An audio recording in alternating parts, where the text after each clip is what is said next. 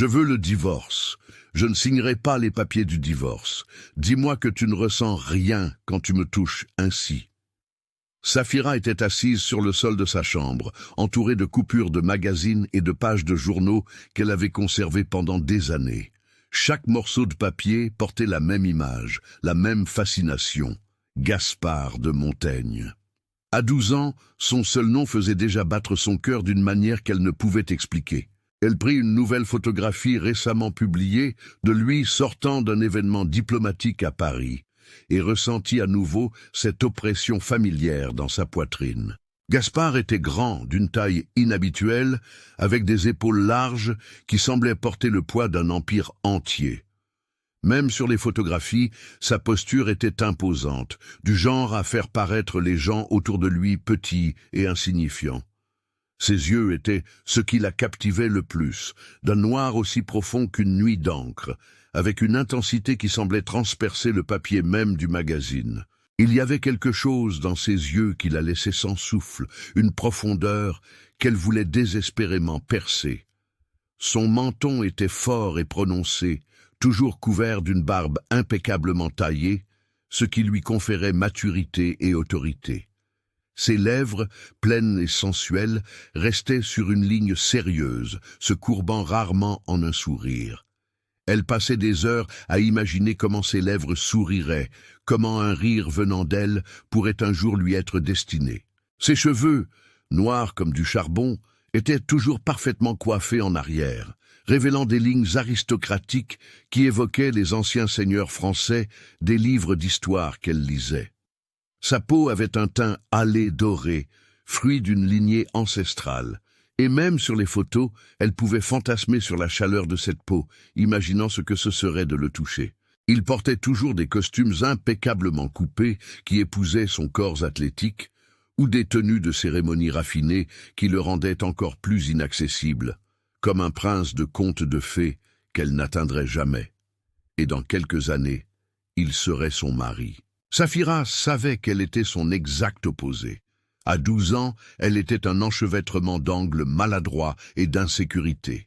Son corps était encore celui d'une enfant, trop maigre, sans les courbes qu'elle voyait chez les femmes des magazines.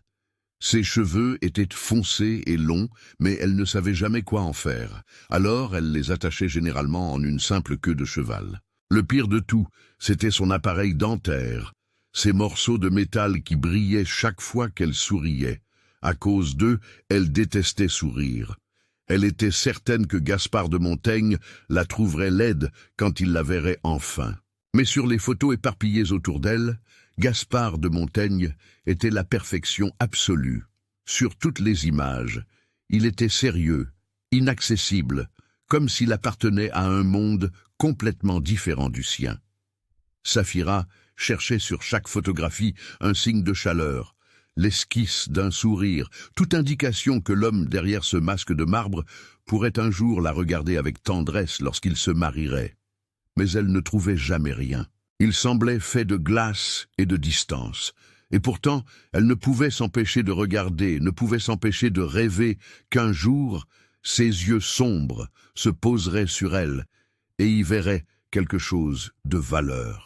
La voix de sa mère résonna dans le couloir, l'appelant à dîner, mais Safira l'entendit à peine. Elle terminait sa 10e lettre du mois.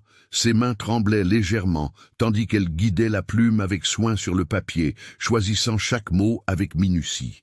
Elle savait qu'il ne les lirait probablement jamais, mais elle ne pouvait s'arrêter. C'était comme si, à travers ses lettres, elle pouvait toucher une partie de lui que personne d'autre n'atteignait, comme s'il pouvait d'une manière ou d'une autre sentir à quel point elle l'aimait, même s'ils ne s'étaient jamais rencontrés en personne. « Mon cher Gaspard, écrivit-elle en mordillant sa lèvre inférieure, je sais que vous ne me connaissez pas encore, mais dans 2 semaines, nous nous rencontrerons enfin.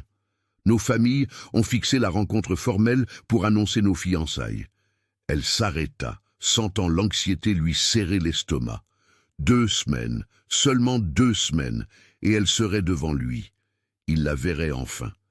Cette pensée la rendait si appréhensive qu'elle parvenait à peine à dormir la nuit. Elle continua d'écrire, laissant ses insécurités s'exprimer sur le papier. « Je suis tellement nerveuse que je dors à peine. J'ai peur que vous ne m'aimiez pas. Je porte toujours un appareil dentaire. Je promets de l'enlever l'année prochaine. Je suis très maigre. Je suis très jeune, je sais. » Mais son expression changea et elle écrivit avec plus de détermination, avec cet espoir tenace qui ne l'abandonnait jamais. « Mais je veux vraiment que vous m'aimiez, car je vous aime déjà. Je sais que c'est étrange d'aimer quelqu'un que je n'ai jamais vu en personne, mais j'ai tout recherché sur vous.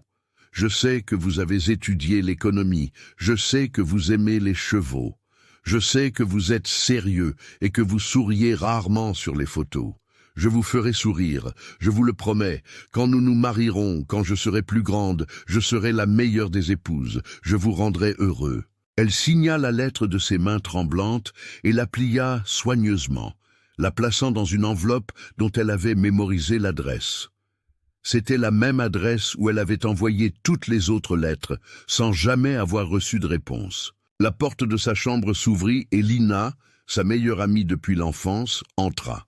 Elle regarda Safira, assise sur le sol, entourée de papiers et de photos, et soupira. « Tu lui écris encore ?» La question n'était pas un jugement, mais une inquiétude sincère que Safira connaissait bien. Lina avait toujours pensé qu'elle se faisait du mal en nourrissant des sentiments pour quelqu'un qui ne savait même pas qu'elle existait.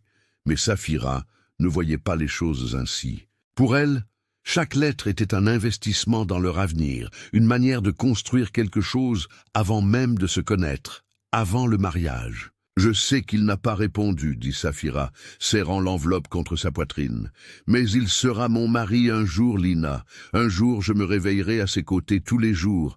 Il me touchera, il m'embrassera, il me fera ressentir. » Elle s'arrêta, sentant la rougeur lui monter au visage. Même si jeune, elle avait des fantasmes d'être aimée et touchée par lui, et cela la gênait et l'excitait à la fois. Lina se contenta de secouer la tête, mais Safira poursuivit, déterminée. « Ce n'est pas une obsession, c'est une attente. Quand je serai adulte, il me verra différemment, non pas comme une petite fille, mais comme une femme, comme son épouse. »« Ah, et s'il ne t'aime pas ?» demanda Lina, la préoccupation évidente dans sa voix. « Et s'il te rejette ?» La question resta suspendue dans l'air comme un nuage lourd, et Safira sentit un serrement dans la poitrine. Elle y avait déjà pensé 1000 fois, se réveillant au milieu de la nuit, le cœur battant, l'imaginant la voir et détournant le visage avec déception. Mais alors elle chassait ses pensées, car l'alternative était d'abandonner, et elle ne pouvait pas faire cela. « Non, il doit m'aimer !» murmura-t-elle finalement d'une voix petite mais résolue. « Il doit m'aimer, parce que je l'aime déjà. Lina, je sais que c'est étrange, mais je l'aime. Il sera mon mari, et tout sera parfait. » Cette nuit-là, seule, Safira s'entraîna devant le miroir. Elle répéta comment le saluer, comment sourire sans trop montrer son appareil dentaire, comment parler d'une voix douce et mature. Elle imagina le moment crucial où ses yeux se poseraient sur elle pour la première fois. Peut-être qu'il sourirait, peut-être qu'il tiendrait sa main avec tendresse, peut-être qu'il dirait qu'elle était plus belle qu'il ne l'avait imaginé. Elle alla se coucher cette nuit-là, rêvant de cette rencontre, du moment où il deviendrait enfin réel pour elle, cessant d'être seulement une promesse sur le papier. Mais il ne vint pas. La famille inventa une excuse, disant que des engagements de dernière minute étaient survenus, mais Safira savait que Gaspard ne voulait pas la voir. Les années passèrent comme des feuilles emportées par le vent, et Safira grandit. L'appareil dentaire fut retiré, les courbes apparurent. L'insécurité enfantine fit place à une grâce naturelle. Mais une chose ne changea jamais, son amour pour Gaspard de Montaigne. Semaines après semaines, mois après mois, années après années, elle continua d'écrire. Elle lui raconta ses études, ses rêves, comment elle se préparait à être une épouse parfaite. Il ne répondit jamais une seule fois, et pourtant elle ne s'arrêta pas, malgré son rejet tacite. Maintenant, à 22 ans, Safira était assise dans la même chambre où tout avait commencé. Mais la jeune fille rêveuse s'était transformée en une belle femme, aux yeux profonds, qui gardait une tristesse auparavant inexistante. Elle tenait une vieille boîte pleine de lettres, des centaines, copie de toutes les lettres qu'elle avait écrites à Gaspard pendant 10 ans, tous les mots qu'elle avait versés dans l'espoir qu'il les lirait un jour. Il ne les avait jamais lus, et demain serait le mariage. Pour la dernière fois, elle prit une plume et du papier, déterminée à écrire sa dernière lettre. Bien que ses mains ne tremblassent plus comme celles d'une fille de 12 ans, son cœur battait avec la même intensité. « Mon cher Gaspard », commença-t-elle, sentant le poids d'une décennie dans chaque mot, « demain nous nous marierons. Après 10 ans à vous écrire, nous serons enfin ensemble. Je sais que vous n'avez jamais répondu à mes lettres. Je sais probablement que vous ne les avez jamais lues. Je sais aussi que vous avez été contraint à ce mariage autant que moi. » La vérité faisait mal à écrire, mais elle continua, car elle devait être honnête, même si ce n'était qu'avec le papier. « Mais je veux que vous sachiez, je vous aime, je vous ai toujours aimé, depuis mes 12 ans, quand j'ai vu votre photo pour la première fois, et que mon cœur a décidé que vous seriez à moi pour toujours. » Des larmes commencèrent à brouiller sa vision, mais elle cligna des yeux pour les chasser. Elle ne pleurerait pas. Pas aujourd'hui, non, pas quand il était enfin si proche. « Je sais que vous ne m'aimez pas, pas encore, mais je dédierai le reste de ma vie à vous faire tomber amoureux de moi.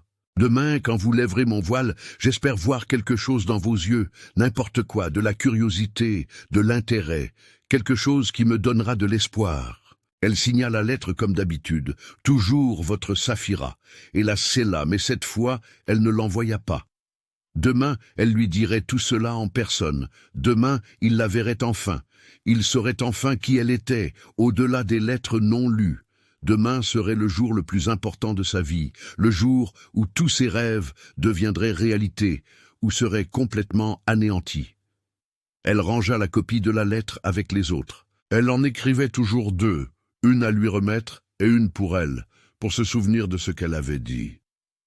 10 ans d'amour documentés sur des papiers qu'il n'avait jamais touchés. Saphira se coucha cette nuit-là, le cœur partagé également entre l'espoir et la peur. Elle avait passé 10 ans à se préparer pour ce moment, se transformant en la femme qu'elle pensait qu'il méritait, apprenant sur sa culture, ses goûts, ses intérêts. Elle était devenue experte en tout ce qui concernait Gaspard de Montaigne, et demain, il saurait enfin qu'elle existait. Il verrait son visage pour la première fois, il entendrait sa voix. Peut-être qu'ils consommèrent enfin leur première nuit. Cette pensée faisait vibrer tout son corps d'anticipation, la pensée de sa nuit de noces, ce qui la faisait rougir même seule dans l'obscurité, était son secret le plus intime. Elle imaginait la première nuit en tant qu'épouse, enfin seule, quand le voile serait levé et qu'il n'y aurait plus de barrières entre eux. Comment serait-ce qu'il la touche, intentionnellement pour la première fois?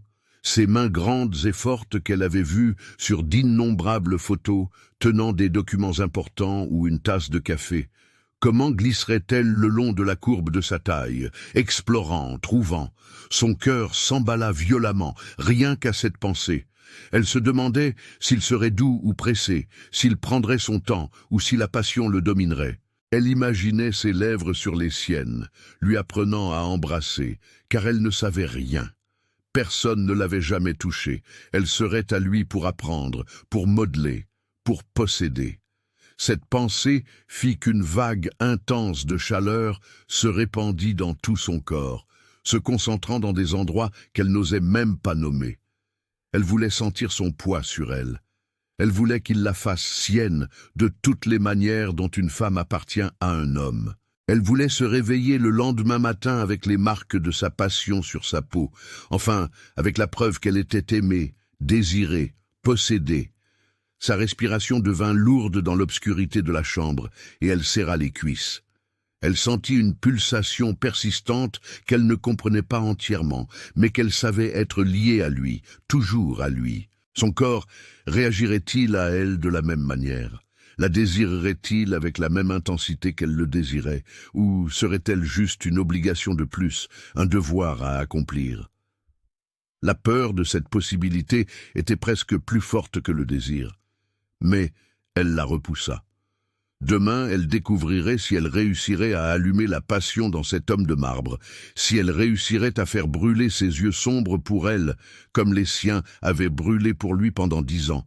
Mais au fond, dans un coin sombre de son esprit qu'elle essayait d'ignorer, il y avait une voix qui murmurait des questions auxquelles elle ne voulait pas répondre. Et s'il la rejetait? Et si elle n'était pas suffisante malgré tout? Et si l'amour de 10 ans qu'elle avait cultivé seule mourait au moment où il la regarderait dans les yeux et ne sentirait rien? Elle chassa ses pensées et ferma les yeux, se forçant à dormir. Demain, elle découvrirait la réponse. Demain, tout changerait. Pendant que Saphira dormait, bercée par des rêves de voile levée et de premiers regards passionnés, elle ignorait qu'à cet instant précis, Gaspard de Montaigne était dans son bureau, entouré des lettres qu'elle avait écrites. Elle ignorait qu'il lisait ces mots pour la première fois, ressentant quelque chose qu'il ne pouvait nommer. Elle ignorait que, tandis que son cœur battait d'espoir, il prendrait une décision qui détruirait tout le lendemain. Gaspard de Montaigne était assis dans son bureau de l'hôtel particulier de Montaigne, observant les lumières de Paris qui brillaient dans l'obscurité par la fenêtre. À 27 ans, il était le PDG de l'empire énergétique de sa famille et était absolument furieux. À 27 ans, Gaspard était le genre d'homme qui, en entrant dans une pièce, commandait l'attention par sa seule présence. Avec plus de 1,90 m, il possédait une présence dominante et un corps qui prenait la discipline au sérieux. Ses épaules étaient larges et puissantes, remplissant parfaitement les costumes italiens sur mesure qu'il portait. Sa poitrine était solidement musclée, non par ostentation, mais par des années d'entraînement.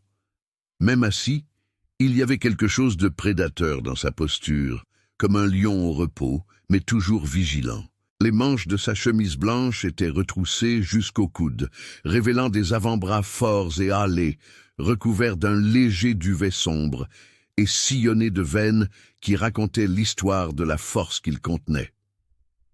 Son visage était sculpté, fait de lignes dures et d'angles masculins, comme s'il avait été ciselé dans la pierre. Le menton était fort et proéminent, couvert d'une barbe parfaitement taillée qui lui conférait une aura encore plus imposante. Les yeux étaient noirs comme le pétrole, intenses et pénétrants, du genre à faire détourner le regard des gens au premier contact. Il y avait une froideur calculatrice dans ce regard. La marque d'un homme qui avait bâti un empire avant 30 ans et qui n'avait aucune patience pour les faiblesses.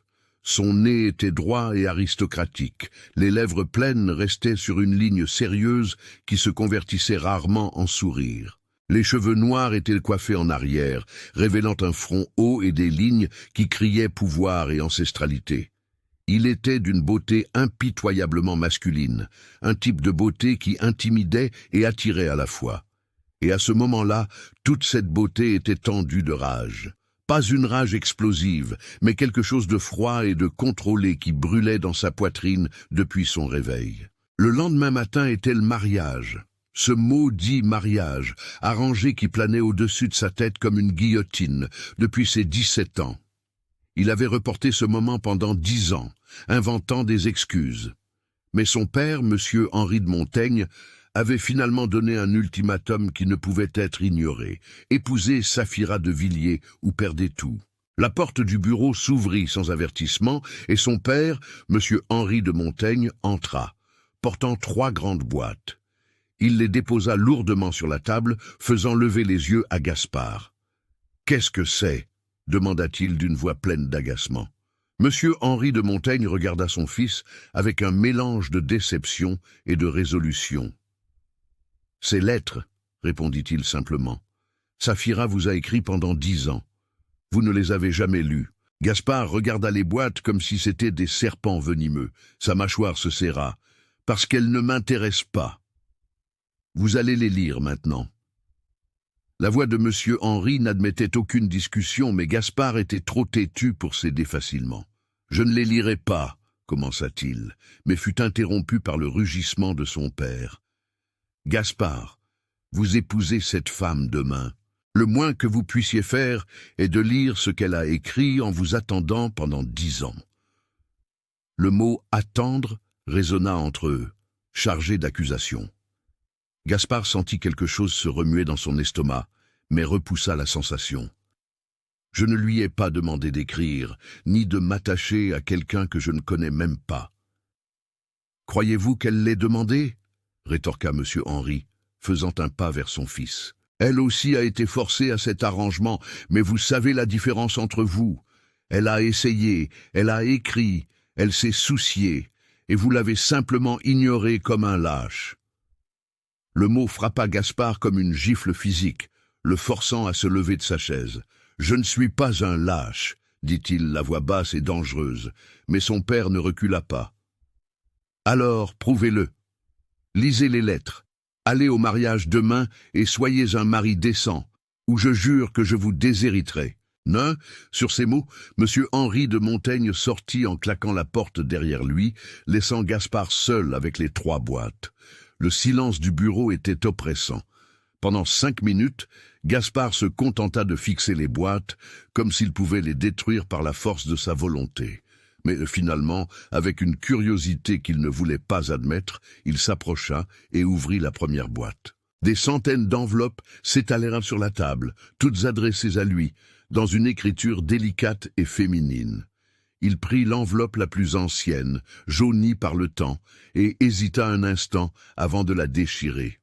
« Mon cher Gaspard, mon nom est Saphira, j'ai 12 ans. Nos familles disent que nous nous marierons un jour. Je suis nerveuse, mais aussi excitée. Vous devez être très beau et intelligent. J'ai hâte de vous rencontrer. Avec amour, Saphira. » Les mots étaient simples, écrits avec l'innocence d'une enfant. Gaspard sentit un étrange serrement dans la poitrine. C'était il y a 10 ans. Elle n'avait que 12 ans. Il prit une autre lettre de quelques mois plus tard et lut comment elle apprenait sur sa famille, comment elle serait fière d'être une de Montaigne un jour. L'espoir dans les mots était presque palpable. Il continua de lire, lettre après lettre, voyant Saphira grandir à travers ses propres mots. À 16 ans, elle écrivit qu'elle l'avait vu sur des photos de journaux et qu'il était trop beau pour être réel. Elle mentionnait les petites amies qu'il avait vues dans les magazines, et il y avait une tristesse inattendue entre les lignes. « Je sais que vous avez des petites amies, » lut-il dans les magazines. « Cela m'attriste, mais je comprends. Vous ne me connaissez pas encore, mais un jour vous me connaîtrez, et j'espère être suffisante pour vous. » Les mots le prirent au dépourvu. Une fille qu'il n'avait jamais connue l'aimait. Gaspard prit une lettre plus récente, écrite quelques mois auparavant. « Nous allons nous marier bientôt. Je sais que vous ne le voulez pas. Je sais que vous avez été forcé. Mais je veux que vous sachiez. Pour moi, ce mariage est tout. Vous êtes tout. J'ai passé 10 ans à me préparer à être votre épouse. J'espère ne pas vous décevoir. » Il repoussa les lettres, se sentant inquiet d'une manière qu'il ne pouvait nommer. Il y en avait des centaines. 10 ans d'une femme déversant son cœur à quelqu'un qui n'avait jamais répondu, qui ne s'était jamais daigné à lire un seul mot. Pour la première fois, Gaspard se demanda qui était Saphira de Villiers, au-delà de ses lettres. Comment était-elle maintenant? Comment avait-elle changé, après avoir aimé pendant 10 ans quelqu'un qu'il avait complètement ignoré? Il regarda à nouveau par la fenêtre, voyant le soleil commencer à se coucher. Demain serait le mariage. Demain, il verrait pour la première fois la femme qu'il aimait depuis 10 ans, et il ne ressentait rien d'autre que l'obligation, le devoir et la résignation, un poids qui l'opprimait comme des chaînes autour de son cou. Ce n'était pas sa faute si elle était tombée amoureuse d'un fantasme. Il ne lui avait jamais donné d'espoir, n'avait jamais menti. Il ne s'en était tout simplement pas soucié. La porte s'ouvrit à nouveau, et son père revint, le regardant avec attente. « Avez-vous lu » Gaspard hocha la tête brièvement. Monsieur de Montaigne soupira, semblant soudainement fatigué. Et Gaspard garda la voix froide et contrôlée. « Et rien. Elle a écrit pour un fantasme. Pas pour moi. Elle ne me connaît pas. » Son père secoua lentement la tête. « Elle vous aime. » Les mots flottèrent dans l'air, mais il ne permit pas qu'ils l'affectent. « Elle aime l'idée de m'aimer. C'est différent. » Il pouvait voir la désillusion dans les yeux de son père, mais il ne s'en soucia pas. « Gaspard, continua son père. Allez-vous au moins essayer de lui donner une chance? La question sonnait presque comme un appel, mais il avait déjà pris sa décision.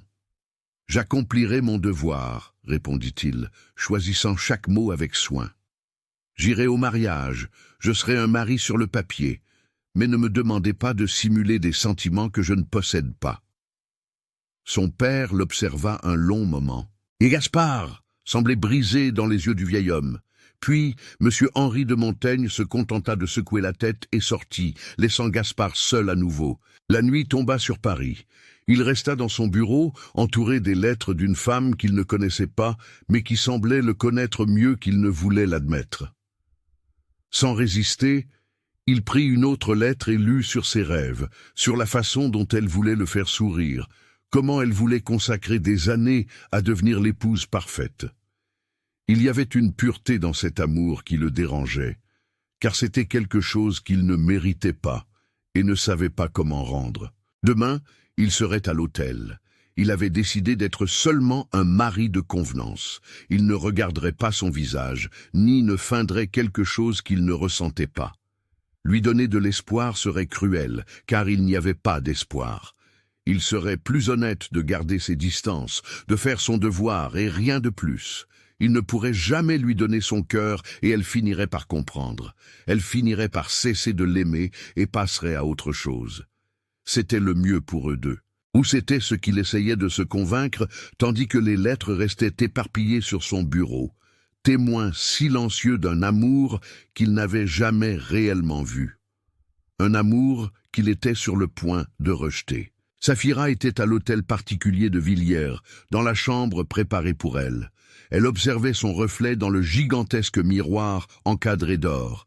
La robe de mariée traditionnelle la couvrait entièrement, des couches de soie blanche brodée qui pesaient sur ses épaules, comme des promesses non tenues. Les bijoux étaient lourds et froids contre sa peau échauffée, mais ce qui l'étouffait, c'était le voile, le tissu dense qui serait bientôt levé par lui, révélant son visage pour la première fois. Ses mains tremblaient, tandis qu'elle lissait le tissu, et fermant les yeux un instant, elle se permit de rêver à ce qui viendrait après la cérémonie, à la nuit de noces, la nuit qu'elle avait imaginée pendant 10 ans. Elle pouvait presque sentir ses mains sur sa peau, grande et chaude, glissant le long de la courbe de sa taille, tandis qu'il la tirait plus près. Elle imaginait ses lèvres sur les siennes, lui apprenant tout ce qu'elle ignorait, prenant ce qu'elle offrait si librement. Son corps entier répondit à la pensée.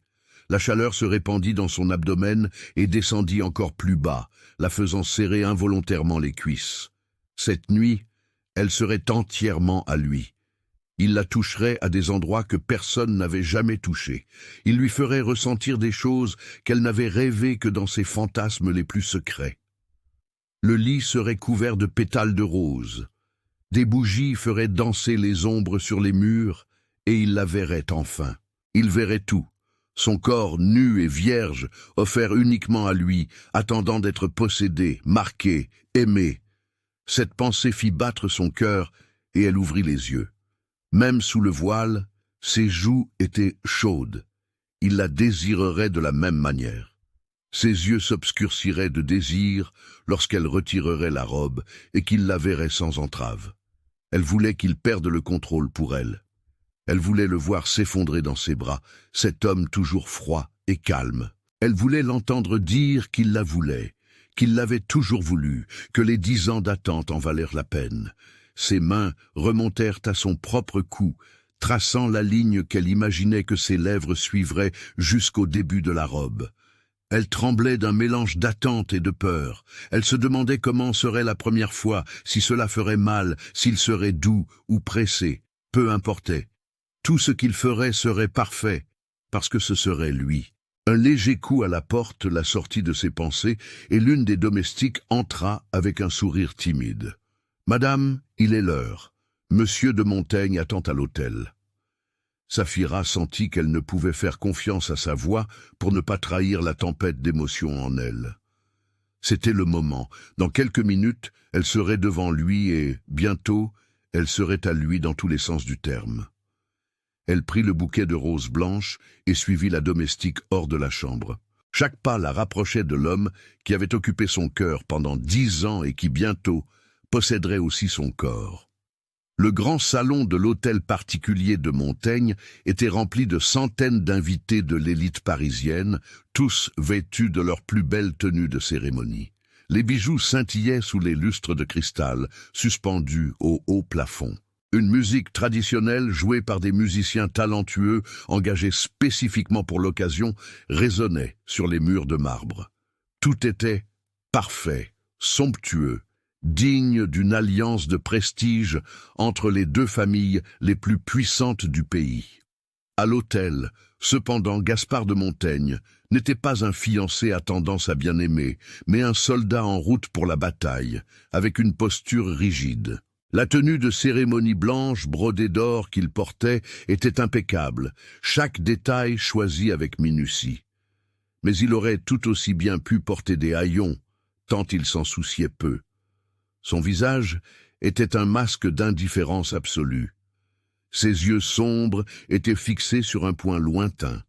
La mâchoire était serrée, faisant ressortir les muscles sous sa peau hâlée. Les doubles portes au fond du salon s'ouvrirent lentement, et le murmure collectif des invités se transforma en un silence respectueux. Saphira était là. Une vision de blanc et d'or, semblant faite de lumière et de rêve, complètement couverte par la robe. Elle commença à marcher dans l'allée, chaque pas mesuré et lent, et même sous le voile, elle pouvait sentir tous les regards sur elle, jugeant, spéculant, murmurant. Mais elle ne se souciait d'aucun d'eux. Il n'y avait qu'une seule paire d'yeux qui comptait, et il l'attendait à l'hôtel. Son cœur battait si violemment qu'elle parvenait à peine à respirer. L'anticipation de la nuit à venir faisait vibrer chaque fibre de son corps. Sous le voile, elle pouvait le voir, flou mais réel, enfin réel. Et pas seulement une image de magazine. Gaspard était là, si proche, et dans quelques minutes, il lèverait le voile et elle serait là, vraiment là. Et puis, quand la cérémonie serait terminée, quand tous partiraient, il serait seul, enfin seul. Cette pensée fit presque trembler ses jambes, mais elle continua de marcher. Elle imagina ses mains retirant cette robe, puis ses yeux explorant chaque centimètre d'elle, sa bouche goûtant sa peau. Elle voulait être touchée à un point où cela faisait physiquement mal, un désir qui avait grandi pendant 10 ans et qui maintenant allait enfin être assouvi. Cette nuit, elle ne serait plus vierge. Cette nuit, elle serait entièrement à lui. Elle arriva à l'hôtel et s'arrêta à ses côtés. Elle était si proche qu'elle pouvait sentir la chaleur émanant de son corps, même à travers les couches de ses vêtements. Mon Dieu, comme il était grand de près, un être de purs muscles et de présence dominante. Cela la faisait se sentir petite et protégée. Elle voulait se pencher vers lui, voulait qu'il l'enveloppe dans ses bras et lui murmure qu'il avait lui aussi attendu ce moment. L'officier d'état civil commença à parler. Les mots de la cérémonie résonnaient dans le salon, mais Saphira entendait à peine. Elle était complètement concentrée sur Gaspard, attendant un signe, une indication qu'il ressentait une fraction de ce qu'elle ressentait, mais il resta immobile, regardant droit devant lui, comme si elle n'était pas là. L'officier posa la question traditionnelle et Gaspard répondit d'une voix monotone, sans émotion. « J'accepte. » Le mot tomba entre eux comme une pierre froide. Il n'y avait pas de chaleur, pas de promesse, seulement un devoir accompli. Saphira sentit un serrement dans la poitrine, mais repoussa la peur. Il était juste nerveux. Il ne faisait que remplir le rôle que la société attendait de lui. Quand il serait seul, il serait différent. Il le fallait. Puis ce fut son tour, et elle murmura, la voix étouffée par l'émotion. « J'accepte. » Elle mit tout son amour dans ce mot, tout son espoir qu'il comprenne vraiment ce qu'elle disait. « Je vous accepte. Je vous ai toujours accepté. Je vous accepterai toujours. »« Les anneaux ?» demanda l'officier. Et quand Gaspard tint sa main, Saphira sentit son cœur presque exploser. C'était le premier contact. Après 10 ans de rêve, il la touchait. Ses mains étaient grandes et chaudes, fortes, comme elle l'avait imaginé, et elle espérait ressentir une connexion, une étincelle qui prouverait qu'il ressentait la même chose. Mais le toucher était mécanique, froid, comme s'il tenait un objet et non la main de la femme qui serait son épouse. Il lui passa l'anneau au doigt, sans attention, sans la regarder, comme s'il ne faisait que cocher une tâche sur une liste. La douleur fut aiguë et inattendue, mais Saphira l'avala. Les mains tremblantes, elle prit son anneau et le lui passa au doigt, essayant d'insuffler un sens à ce geste, essayant de lui faire sentir à quel point elle l'aimait par ce simple contact. Mais il ne réagit pas, ne lui serra pas la main en retour. Rien. Le marié doit maintenant révéler la mariée, annonça l'officier, et Saphira cessa complètement de respirer. C'était le moment qu'elle avait attendu pendant 10 ans, le moment où il la verrait enfin, le moment où leurs yeux se croiseraient pour la première fois, le moment où tout commencerait. Elle pouvait sentir tout son corps vibrer d'attente. Elle imaginait son expression lorsqu'il verrait son visage, lorsqu'il réaliserait qu'elle était belle, qu'elle avait de la valeur. Peut-être qu'il sourirait, peut-être qu'il tiendrait son visage avec tendresse, peut-être qu'il murmurerait qu'elle était magnifique. Il y eut un silence absolu dans le salon. Tous les invités attendaient ce moment traditionnel et sacré. Gaspard ne bougea pas. Pas un seul muscle ne se contracta. Saphira attendit, pensant qu'il n'avait pas entendu.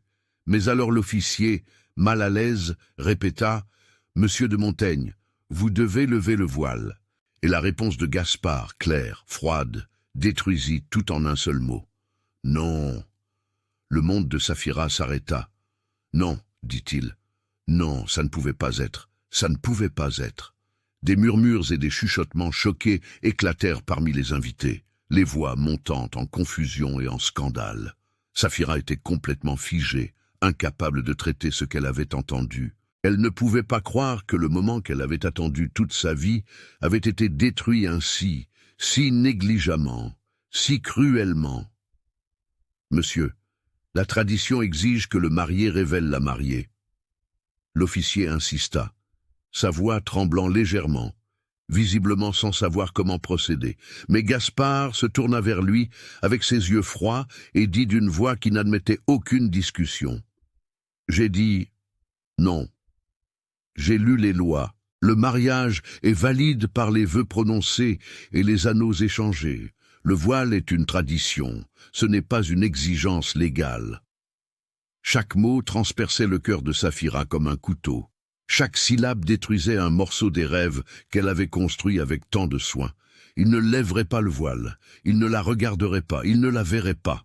Malgré tout, après 10 ans de lettres d'amour et d'attente, il ne pensait pas qu'elle valait même 5 secondes de son temps. « Mais monsieur de Montaigne, c'est un moment sacré. » L'officier tenta une dernière fois, clairement désespéré de sauver la situation, mais Gaspard le coupa avec une autorité et une froideur pure. « Déclarez-nous mariés maintenant. » Ce n'était pas une demande, c'était un ordre. Et le pauvre officier, pâle comme un fantôme, regarda entre Gaspard et Saphira, qui étaient encore voilés, invisibles, tremblantes sous le voile, qu'on s'attendait à ce qu'il soit levé. « Je vous déclare mari et femme, » murmura-t-il vaincu, les mots sortant sans foi, sans joie, remplissant juste un devoir aussi vide que le mariage qu'il venait d'officialiser. Des applaudissements hésitants commencèrent, choqués, dépourvus d'enthousiasme, car personne ne comprenait ce qui s'était passé. Ce n'était pas un mariage, c'était une farce. Gaspard se tourna sans attendre une seconde et commença à quitter le salon. Il ne regarda pas Saphira, ne lui tendit pas la main, comme un mari et une femme devraient marcher ensemble. Il la laissa là seule à l'autel, encore voilée sous le voile qu'il avait refusé de lever, comme si elle était moins que rien, comme si elle n'existait même pas. Ses pas résonnèrent dans le silence choqué, chaque son, un rappel de la rejection absolue et publique qu'elle venait de subir. Saphira resta là, son corps entier figé sous le choc et l'humiliation. Le voile était toujours baissé et elle pouvait sentir ses yeux brûler. Le nœud dans sa gorge était si serré qu'elle parvenait à peine à respirer. Alors les murmures commencèrent, cruels et pitoyables à la fois. Les voix se superposaient en spéculation et jugement. Il ne l'a même pas regardée. Quelle honte pour la famille, la pauvre mariée rejetée ainsi devant tout le monde. Monsieur de Montaigne ne la veut clairement pas. Elle doit être horrible sous le voile, pour qu'il ne veuille même pas regarder. Chaque commentaire était une flèche empoisonnée et Saphira sentit quelque chose se briser en elle. Quelque chose de pur et plein d'espoir se brisait maintenant en millions de morceaux irréparables. Avec la dernière dignité qui lui restait, Saphira leva ses mains aux doigts tremblants et retira lentement le voile. Le tissu tomba de son visage, la révélant aux invités pour la première fois, et il y eut un soupir collectif, car Saphira de Montaigne était en effet éblouissante. Son visage était délicat, avec des pommettes hautes et une bouche parfaitement dessinée. Ses yeux noisettes étaient grands et expressifs, encadrés de longs cils sombres, et à cet instant, il brillait de larmes non versées. Son teint était impeccable, lisse comme de la soie, et ses cheveux foncés qui s'échappèrent du voile tombaient en vagues autour de son visage. Elle était une vision de beauté et de douleur, et tous les présents pouvaient voir ce que Gaspard avait rejeté sans même lui donner une chance. Mais Gaspard était déjà parti, il n'avait rien vu. Il n'avait pas vu la femme qu'il avait aimée pendant 10 ans se révéler enfin. Il n'avait pas vu les larmes qu'elle essayait de retenir. Il n'avait pas vu l'humiliation et la douleur gravées dans chaque ligne de son visage parfait. Il était simplement parti, comme si elle était invisible, comme si elle n'avait aucune importance, comme si son amour de 10 ans ne valait aucun regard. Saphira resta là un instant de plus, tenant le voile qui aurait dû être retiré avec tendresse. Et puis, rassemblant les derniers fragments de sa dignité, elle commença à marcher en arrière dans l'allée. Elle passa devant les invités qui la regardaient avec pitié et une curiosité morbide. Chaque pas était une torture, chaque regard une nouvelle humiliation, mais elle garda la tête haute et retint ses larmes jusqu'à ce qu'elle soit hors de vue. Alors seulement, quand la porte se referma derrière elle et qu'elle fut enfin seule, Saphira laissa tomber le voile et s'effondra. Les sanglots étaient violents et incontrôlables, déchirant sa gorge, secouant tout son corps. 10 ans. 10 ans à aimer un homme qui ne l'avait pas jugé digne de 5 secondes de son temps. 10 ans de lettres ignorées, de rêves cultivés, d'espoir, et tout cela pour ça.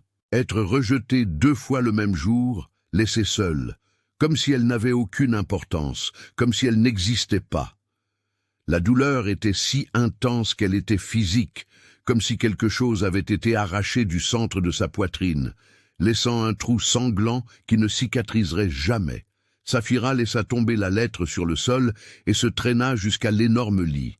Elle pleura jusqu'à ne plus avoir de larmes, jusqu'à ce que sa gorge soit irritée et que sa tête lui martèle de douleur. Elle pleura pour l'amour gaspillé, pour les rêves brisés, pour la fille de 12 ans qui avait cru aux contes de fées et qui s'était transformée en une femme qui avait découvert que les princes pouvaient être cruels.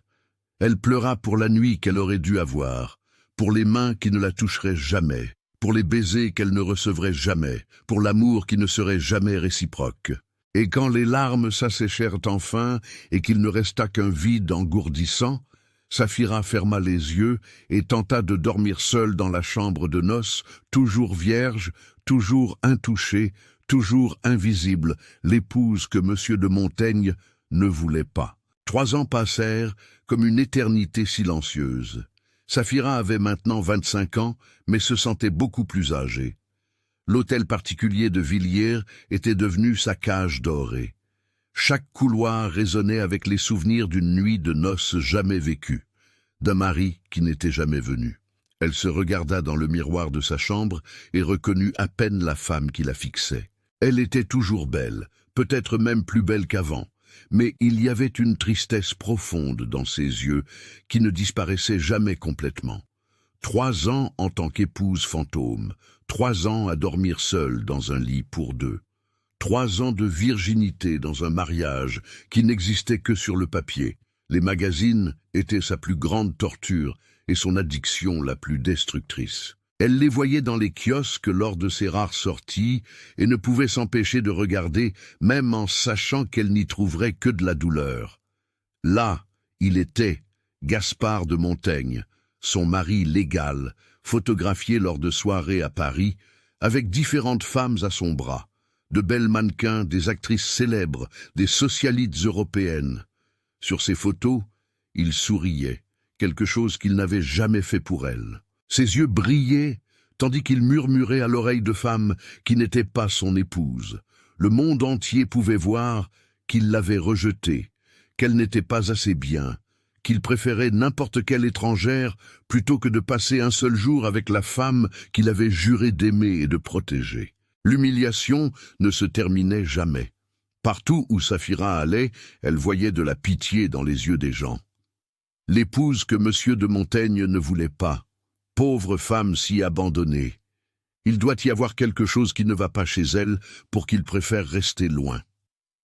Les murmures la suivaient comme des ombres, et chaque commentaire était un coup de couteau de plus dans un cœur qui saignait depuis 3 ans. Elle avait essayé d'être forte, essayé de préserver sa dignité, essayé de croire qu'un jour il changerait d'avis. Mais après 3 ans de silence absolu, après 3 ans sans un seul appel téléphonique ou message, après 3 ans à être complètement ignorée par l'homme qui aurait dû être son compagnon de vie, quelque chose se brisa finalement en elle. Ce ne fut pas une rupture dramatique, elle ne fut pas accompagnée de larmes ou de cris. Ce fut quelque chose de calme, la dernière fissure dans une fondation négligée pendant des années. Saphira s'assit dans sa suite, regardant un magazine qui montrait Gaspard avec une autre mannequin, et elle ne put plus supporter. La douleur, sa compagne constante pendant 3 ans, se transforma soudainement en colère. Une colère pure, ardente, qui réchauffait ses veines d'une manière qu'elle n'avait pas ressentie depuis longtemps. Comment osait-il vivre sa vie comme si elle n'existait pas, alors qu'il la maintenait prisonnière dans ce mariage qui n'en était pas un? Comment osait-il lui prendre ses rêves, sa jeunesse et son innocence, puis la jeter comme un déchet? Avec une détermination qu'elle n'avait pas ressentie depuis des années, Saphira se leva, alla à son bureau, prit du papier et un stylo, et pour la première fois en 3 ans, écrivit à Gaspard de Montaigne. Mais cette fois, ce n'était pas une lettre d'amour, ce n'étaient pas les mots doux d'une jeune fille amoureuse implorant l'attention. C'était une déclaration de guerre courte et directe, chaque mot choisi pour trancher. « Gaspard, je veux le divorce. Vous m'avez tout donné matériellement, émotionnellement rien. J'ai vécu comme une femme séparée pendant 3 ans. C'est assez. Si c'est pour vivre ainsi, je me fiche de ce que les autres pensent. Je me fiche de la façon dont je serai jugé.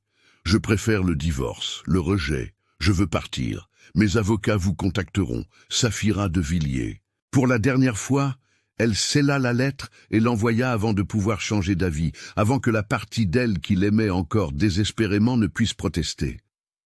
Et lorsque l'enveloppe disparut dans les mains de l'émissaire, Saphira ressentit quelque chose qu'elle n'avait pas expérimenté depuis 3 longues années, le pouvoir, le contrôle, une liberté imminente.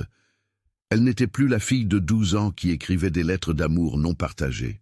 Elle n'était plus la fiancée pleine d'espoir attendant d'être vue. Elle était une femme de 25 ans qui avait perdu 3 ans de sa vie dans un mariage mort. Et elle voulait retrouver sa vie, même si cela signifiait perdre l'homme qu'elle aimait. Même si cela signifiait accepter que les 13 dernières années avaient été un gaspillage complet. La réponse vint plus vite qu'elle ne s'y attendait. 3 jours plus tard, une lettre de Gaspard arriva, mais il n'y avait pas de mots d'amour ou de regret, juste une confirmation froide et bureaucratique. Il acceptait le divorce. Des avocats français la contacteraient pour régler les détails. Une réunion serait organisée en ville la semaine suivante pour signer les documents finaux. Ce serait rapide, simple, civilisé. Saphira lut la lettre plusieurs fois, cherchant le moindre signe d'émotion, le moindre signe que les 3 ans de mariage avaient signifié quelque chose pour lui.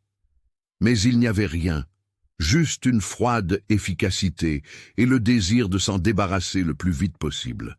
Apparemment, il était aussi impatient de se débarrasser d'elle qu'elle l'était de se débarrasser de lui. Ou c'est ce qu'elle essayait de se convaincre, ignorant la douleur sourde qui la transperçait encore la poitrine à l'idée de le revoir. Gaspard était au cabinet d'avocats à Paris, regardant par la fenêtre la ville qu'il n'avait pas visitée depuis 3 ans. Il n'était revenu que pour cette réunion, uniquement pour signer les papiers du divorce et enfin se libérer de l'obligation qui planait au-dessus de sa tête. Saphira voulait le divorce. Il aurait dû être soulagé. Il aurait dû être heureux d'être enfin libre, mais au fond de son esprit, quelque chose le perturbait. Une inquiétude qu'il ne parvenait pas à nommer. C'était peut-être la culpabilité, peut-être le poids de ces lettres qu'elle avait écrites, des mots d'amour qu'il avait ignorés si longtemps, ou peut-être juste l'inconfort de devoir retourner dans sa ville natale alors qu'il avait une vie parfaite à Paris. Les papiers du divorce étaient éparpillés sur la table, n'attendant que les dernières signatures. L'avocat examinait les termes, expliquant des détails juridiques que Gaspard entendait à peine. Il voulait juste que ça se termine, signer et retourner à sa vie simple à Paris, sans épouse fantôme qu'il n'avait jamais désirée. Il regarda l'horloge. Elle était en retard, typique, probablement en train de faire du drame, essayant de rendre les choses plus difficiles qu'elles ne devaient l'être. Il soupira, ajustant les manches de son costume italien, se préparant à une réunion fastidieuse mais nécessaire. La porte s'ouvrit et l'avocat se leva respectueusement. Madame de Montaigne est arrivée. Gaspard ne se retourna pas immédiatement. Il prit juste son stylo, prêt à signer et à en finir. Mais alors il entendit le son de talons hauts sur le sol de marbre, des pas confiants qui ne correspondaient pas à la jeune fille timide qu'il avait imaginée. Quelque chose le poussa à lever les yeux. Juste un regard désinvolte vers la femme qui avait été son épouse pendant 3 ans, mais qu'il n'avait jamais vue. Et quand ses yeux se posèrent sur elle, le monde entier s'arrêta. Saphira de Montaigne se tenait à la porte du bureau, et elle était absolument éblouissante. Gaspard sentit comme s'il avait reçu un coup de poing à l'estomac. Tout l'air quitta ses poumons d'un coup. Elle portait un tailleur noir qui s'ajustait parfaitement à chaque courbe de son corps, professionnel, mais indéniablement féminin. Les talons hauts faisaient apparaître ses jambes des kilomètres de peau hâlée. Ses cheveux foncés tombaient en vagues douces sur ses épaules, brillant sous les lumières du bureau. Mais ce fut son visage qui le détruisit complètement. Mon Dieu, comme elle était belle! D'énormes yeux noisettes expressifs, des pommettes hautes, des lèvres pleines et parfaitement dessinées. Elle était la plus belle femme qu'il ait jamais vue de sa vie. Et elle avait été à lui pendant 3 ans. À lui, et il ne l'avait même jamais regardée. Le regret le frappa comme une vague, suivi immédiatement par un besoin urgent de corriger cela, de la faire véritablement sienne, de découvrir si elle était aussi parfaite qu'elle le paraissait. Saphira retira lentement ses lunettes de soleil, révélant des yeux froids comme la glace, dépourvus de toute trace de l'amour qu'il savait qu'elle avait ressenti pour lui. Elle le regarda directement. Gaspard sentit quelque chose de primitif s'éveiller en lui, quelque chose qu'il n'avait jamais ressenti avec aucune des femmes avec qui il avait été ces dernières années. Désir, faim, possession absolue. Cette femme était légalement sienne. Elle portait son nom et il avait été si stupide de ne même jamais l'avoir regardée. « Bonjour Gaspard », dit-elle, et sa voix était douce, mais il y avait une froideur qui correspondait à ses yeux. Elle ne dit pas « Marie ». Elle n'utilisa aucun mot d'affection, juste son nom, d'une manière qui marquait clairement la distance entre eux. Et ils étaient des étrangers mariés, exactement comme elle l'avait écrit dans cette lettre 3 ans auparavant. Mais maintenant, en la regardant, Gaspard se demanda comment il avait pu être si stupide, si incroyablement aveugle. « Surpris ?» demanda-t-elle, levant un sourcil d'un air de défi. « Vous ne vous êtes jamais donné la peine de savoir à quoi je ressemblais. » Gaspard ne pouvait pas parler, ne pouvait littéralement pas former de mots, parce que son cerveau avait cessé de fonctionner au moment où il l'avait vue. Comment était-elle ainsi? Comment était-elle ainsi sous ce voile 3 ans auparavant? Et il avait refusé de regarder.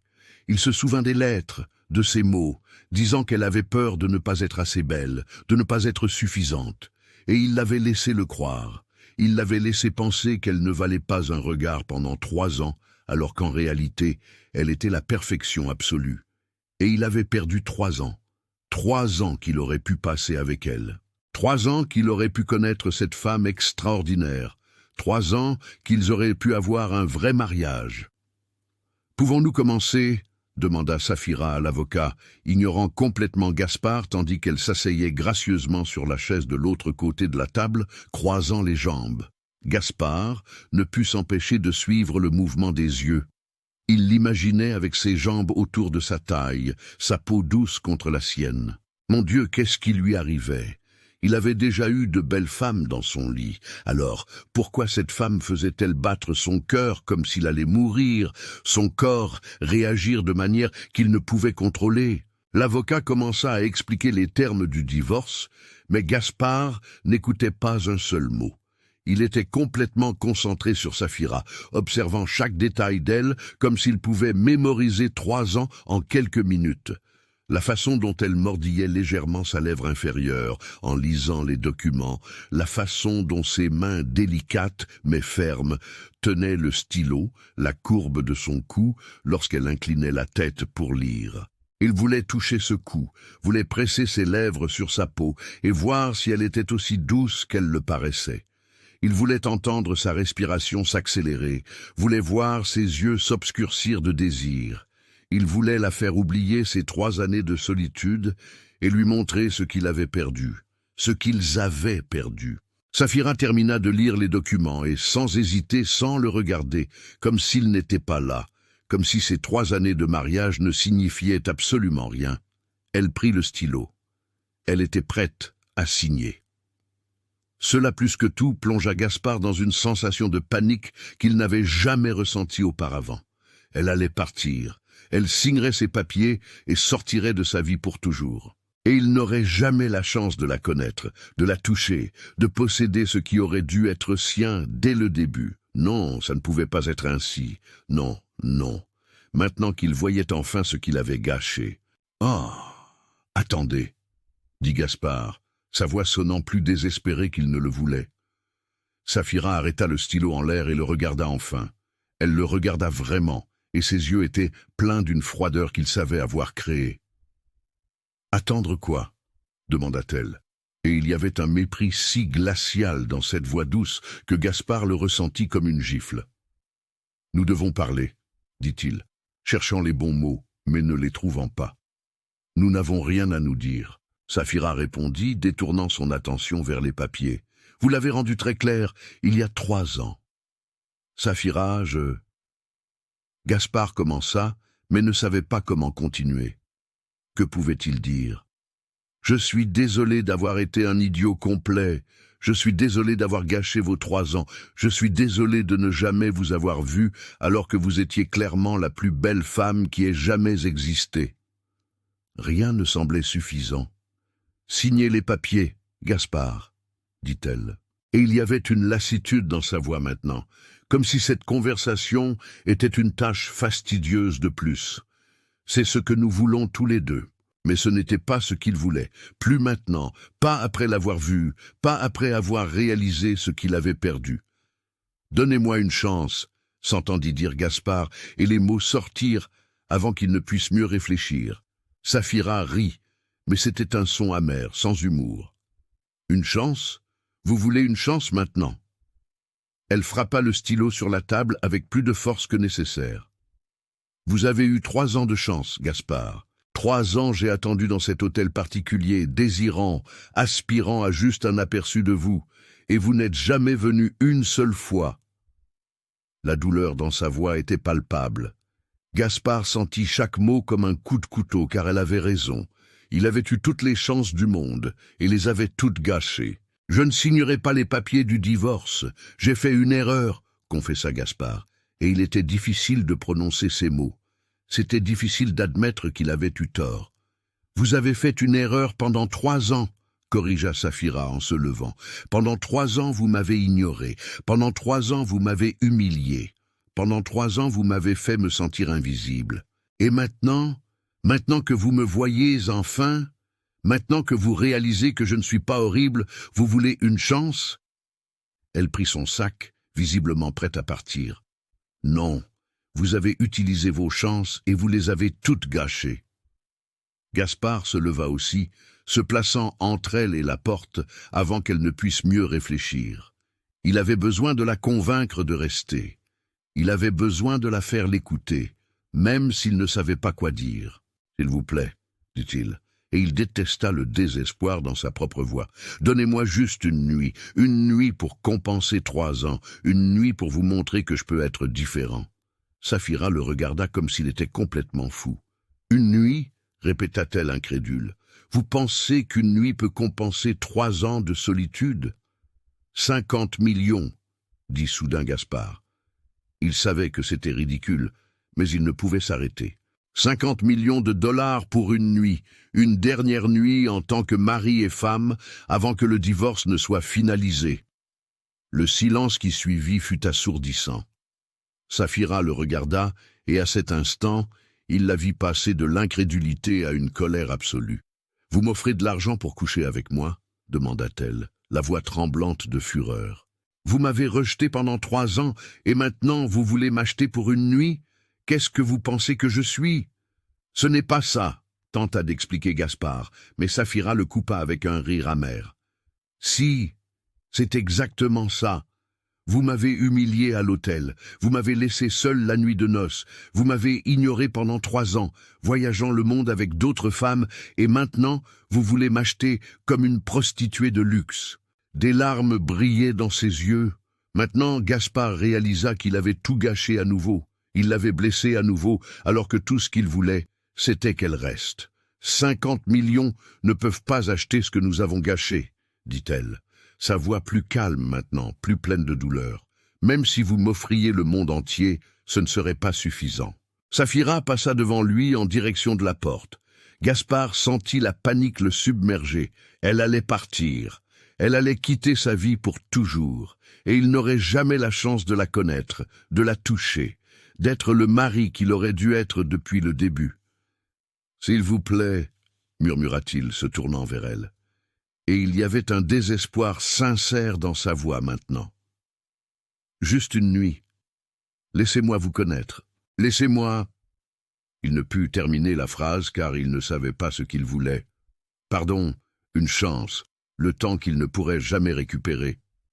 Laissez-moi vous voir. » Saphira termina pour lui, se tournant, des larmes coulant sur son visage. « Vous avez eu 3 ans pour me voir, Gaspard. 3 ans j'ai attendu dans cet hôtel particulier, désirant, aspirant à juste un aperçu de vous. Tous les jours, je me suis préparé pour votre retour. Toutes les nuits, j'ai dormi seul dans ce lit énorme, toujours vierge, toujours intouché, toujours en espérant que vous daigneriez venir, et vous n'êtes jamais venu. » Chaque mot était une accusation. Gaspard n'avait aucune défense car elle avait complètement raison. Il avait fait tout cela. Il l'avait systématiquement détruite pendant 3 ans et maintenant, il était surpris qu'elle ne veuille rien de lui. « Il est trop tard maintenant, » dit Saphira, essuyant ses larmes du revers de la main, se ressaisissant. Elle ouvrit la porte et Gaspard fit un pas vers elle, incapable de la laisser partir ainsi. « Saphira, je... » Mais que pouvait-il dire? « Je suis désolé. C'était trop peu, trop tard, pour 3 ans de douleur. Je vous aime, mais il ne la connaissait pas assez pour l'aimer. Il savait seulement qu'il la voulait avec une intensité qui l'effrayait. J'ai été un idiot, elle le savait déjà. Si vous ne signez pas les papiers du divorce aujourd'hui, mes avocats seront prêts à lancer la procédure de divorce de toute façon. » Puis elle resta silencieuse, le regardant partir, désespérée. La porte se referma entre eux. Sa chance lui glissa entre les doigts comme du sable. Gaspard resta dans le bureau vide pendant de longues minutes après son départ. Les sons de ses talons résonnaient encore dans son esprit. Il regarda les papiers du divorce sur la table, sa signature sèche sur le papier, rendant réelle la fin d'un mariage qui n'avait jamais vraiment commencé. 3 ans. Il avait gâché 3 ans et maintenant, il voyait ce qu'il avait perdu et la douleur était presque insupportable. Il s'effondra dans la chaise, tenant sa tête entre ses mains. Et pour la première fois de sa vie d'adulte, Gaspard de Montaigne ne savait pas quoi faire. Il avait bâti un empire, géré des milliers d'employés, conclu des affaires de milliards de dollars, mais ne savait pas comment reconquérir la seule femme qui comptait vraiment. En arrivant dans sa chambre d'hôtel, Gaspard trouva la seule façon de connaître la femme qu'il avait épousée. Ses lettres. Il lut la première, puis la deuxième, puis la troisième. Il lut sur la fille de 12 ans qui rêvait de le faire sourire. Il lut sur la jeune femme qui aimait les chevaux parce qu'elle savait qu'il aimait les chevaux. Il lut sur les désirs de la femme de 22 ans pour sa nuit de noces, écrit avec une innocence qui lui brisait le cœur. Et avec chaque lettre, avec chaque mot d'amour non partagé, Gaspard sentit le regret grandir, jusqu'à ce qu'il devienne presque impossible de respirer. Cette femme l'avait aimé pendant 10 ans, et il avait jeté cet amour comme s'il ne valait rien. Et maintenant, elle le haïssait et il la désirait avec une intensité proche de l'obsession, la poésie parfaite et cruelle de la vie.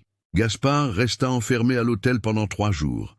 Il lut chaque lettre, nota chaque rêve que Saphira avait mentionné au fil des ans, des jasmins, des poèmes de Rumi, danser sous les étoiles, voir le coucher de soleil à la campagne, une robe rouge. Chaque détail révélait un morceau de la femme qu'il n'avait jamais daigné connaître. Et maintenant qu'il la connaissait, il ne pouvait penser à rien d'autre qu'à la reconquérir, à prouver qu'il avait changé, à lui montrer que chaque seconde de son regret en valait la peine.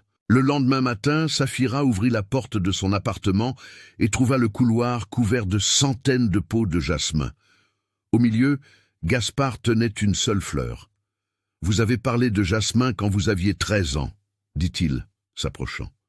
J'ai lu toutes vos lettres, Saphira, toutes, et je réaliserai tous les rêves que vous avez mentionnés. » Elle le regarda, les larmes aux yeux, partagée entre la colère et quelque chose de dangereusement proche de l'espoir. « 3 ans, il est trop tard, murmura-t-elle, mais elle prit la fleur quand il la lui offrit. Dans les jours qui suivirent, les rêves réalisés vinrent l'un après l'autre. Gaspard apparut au café qu'elle fréquentait, récitant de mémoire des poèmes de Rumi, les mots arabes coulant comme du miel. La nuit, il l'invita à danser, la tirant près de lui au son d'une douce musique jouant sur son téléphone. Et pour la première fois, Saphira sentit son corps contre le sien. Elle sentit ses mains grandes et chaudes sur sa taille. Il l'emmena à la campagne au coucher du soleil. Ils s'assirent en silence sur l'herbe, côte à côte, et elle pleura parce qu'il s'était souvenu de chaque détail. Et quand il apparut avec la robe rouge qu'elle avait secrètement souhaité porter à son mariage, Saphira sentit ses dernières défenses commencer à s'effondrer. « Pourquoi faites-vous cela ?» demanda-t-elle la voix tremblante. « Au départ, je ne voulais pas le divorce parce que je vous ai vu. J'ai ressenti une attraction inexplicable au début. Mais après avoir lu vos lettres, après vous avoir connu à travers elles, j'ai découvert que vous êtes extraordinaire, que vous êtes la femme dont j'ai toujours rêvé. Je ne voulais pas un mariage arrangé, il ne s'agissait jamais de vous rejeter. J'ai toujours trouvé cette culture désuète. Mais maintenant, après avoir compris le choix que ma famille a fait pour moi, j'ai découvert que j'étais un idiot. J'ai découvert qu'ils avaient fait le meilleur choix pour moi. Ils m'ont donné la meilleure épouse que je pouvais rêver d'avoir. » Gaspard répondit, ses yeux sombres fixés sur elle avec une intensité qui la fit trembler.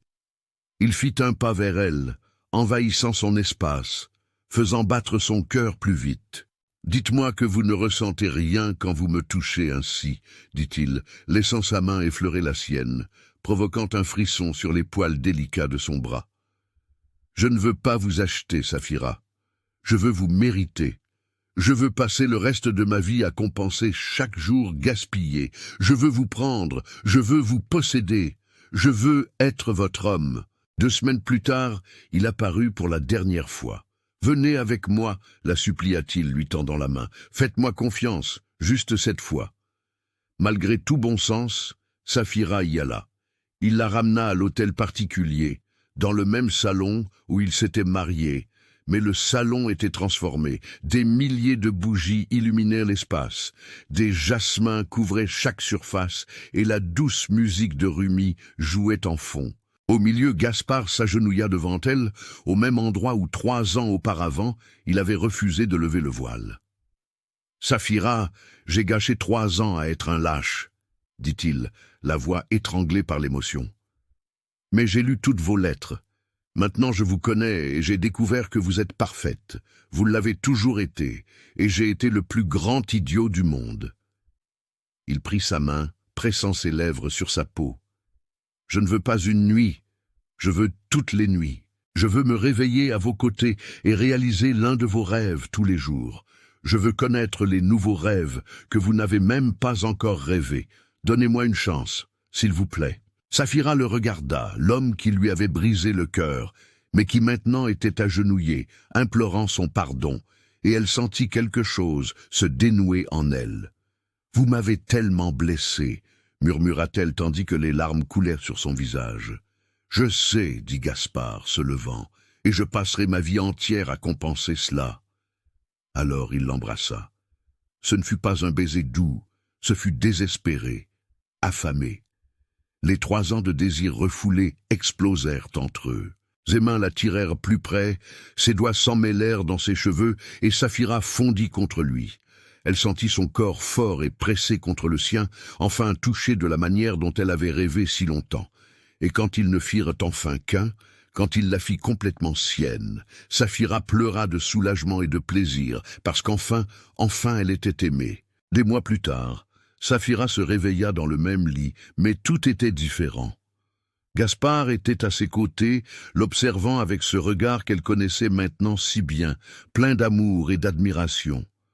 Il y avait une lettre de lui sur la table de chevet, car maintenant il lui écrivait tous les jours, déclarant son amour en des mots qu'elle gardait comme un trésor. Et quand elle ouvrit le tiroir et vit toutes ces anciennes lettres reliées dans un magnifique livre, intitulé « L'histoire de comment je vous ai aimé », Saphira crut enfin.